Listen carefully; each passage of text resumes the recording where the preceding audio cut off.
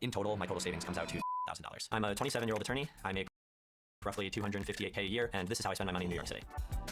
Starting with my pre-tax income, my base salary is around $225K, and then on top of that I get a bonus of $26K provided I hit a minimum hours target, and then I get roughly $7K a year in dividend income, which in total brings my total to $258K a year. So walking through this month by month with the taxes, my pre-tax monthly income is about $19K. I go ahead and max out my 401K contribution each year. I put in about $300 a year for my HSA, and then my monthly taxable income is $17K. My monthly federal taxes approximately $4.5K. My monthly state taxes approximately $1,000, and my monthly city taxes approximately $680, which in total then my post-tax monthly take-home pay is just over $10,000. On the bonus, as I said, I get about $26K a year in bonuses. That's taxed at about 45%, so that's almost $12K in taxes on the bonus. After taxes then, my take-home amount is $14,300. So adding the bonus together with my monthly salary, total annual take-home pay is about $142,000, and my monthly take-home pay comes out to about $12K a month. Talking expenses and sort of in the responsible stuff area, the biggest chunk is my rent. In total, my unit is about $7K a month. I live with my buddy from law school, and we roughly split it. I pay about $3,700 of that.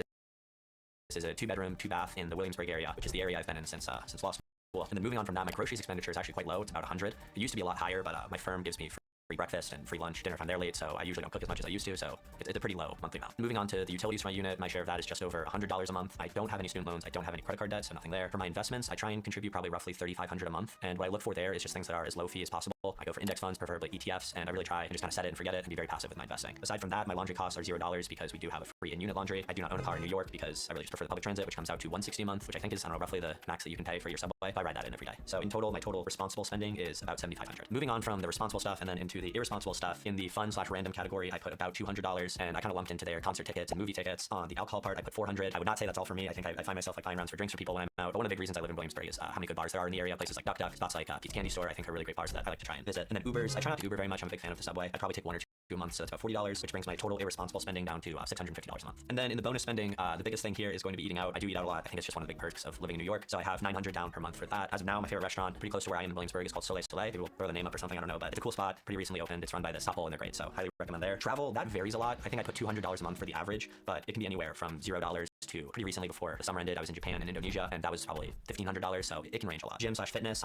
I'm a climber, so I'm a member of a climbing gym, Vital, and that is about $130 a month. Hair, I get my hair cut about every 2 months. It's about $60 each time, so average that out to $30. Clothes, I put $150 per month. That might be a little high. I usually try and just buy secondhand.